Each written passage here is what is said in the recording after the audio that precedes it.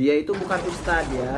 Jadi dia itu bukan orang yang paham kitab-kitab salaf atau kitab-kitab kuning, bukan. Dia itu bukan pimpinan pondok pesantren juga. Itu semuanya fitnah, semuanya fitnah.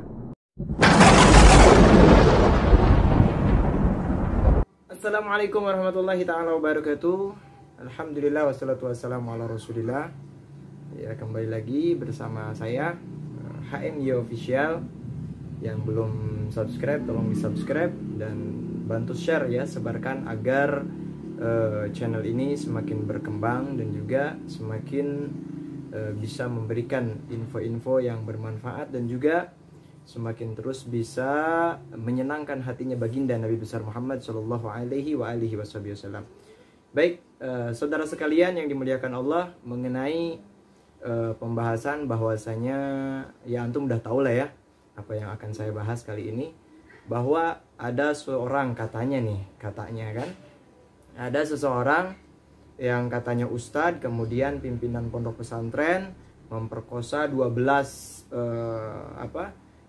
orang santriwatinya ya, kemudian juga intinya sampai hamil dan sampai melahirkan, begitu ya.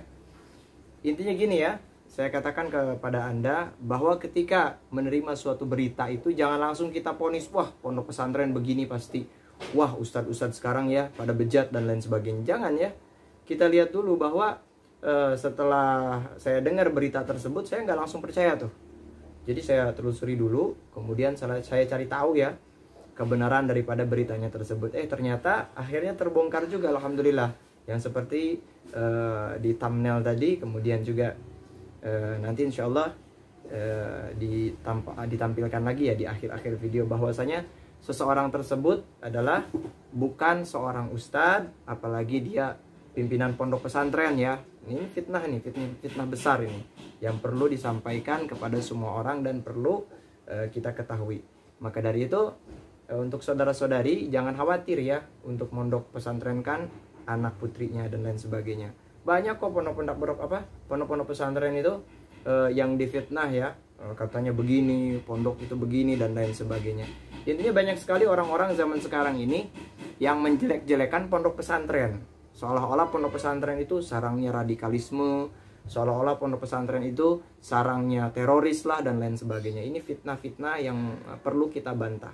Jadi kalau seumpamanya kita yang mengetahui, yang memahami, diam saja, jadi nanti orang-orang yang suka fitnah ya kepada pondok pesantren dan juga orang-orang yang memfitnah-fitnah, menjelek-jelekan pondok pesantren, akhirnya tuh mereka semakin berani dia bahwasanya menyalahkan pesantren, memfitnah pesantren dan lain sebagainya. Maka dari itu saya serukan kepada seluruh tim media-media ya, dimanapun Anda ya, apapun bentuk media Anda, gunakan alat-alat media Anda ini untuk perjuangan agama Allah. yakni untuk membela pondok-pondok pesantren, untuk membela para ulama, untuk membela para kiai, agar apa?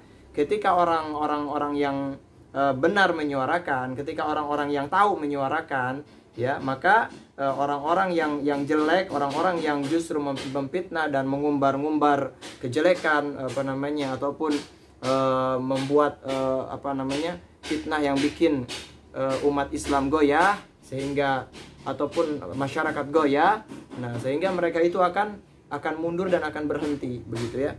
Maka dari itu saya katakan dan saya serukan kepada Anda semua, yuk sama-sama kita jaga nama baik pondok pesantren dan kita jaga nama baiknya para habaib dan juga para ulama, para ustadz-ustadz yang berjuang di jalan Allah Subhanahu wa taala dengan istiqamahnya beliau berjuang, begitu. Karena kita nggak bisa diam aja, nggak boleh ya. Kita nggak boleh diam aja.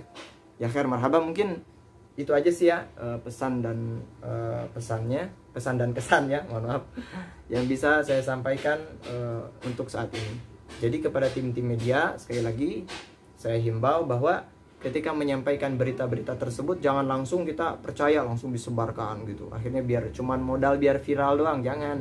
Telusuri dulu bagaimana dulu gitu kan. Buktinya kan saya lihat info-info juga ya begitu. Dia bukan ustadz, bukan yang paham kitab juga, bahkan nggak ada izin juga dari Kementerian Agama bahwa di situ ada pondok pesantren gitu. Jadi ada ilmu pengetahuan agama, begitu ya. Jadi ya segitu aja yang bisa saya sampaikan. Sampai jumpa lagi di video-video kami yang berikutnya. Jangan lupa sekali lagi untuk subscribe dan di share, like, di komen, dan tentunya apabila ada saran-saran juga dari teman-teman silahkan diberitahukan kepada saya. Sekian dari saya. Wassalamualaikum warahmatullahi taala wabarakatuh. See you next time insyaallah.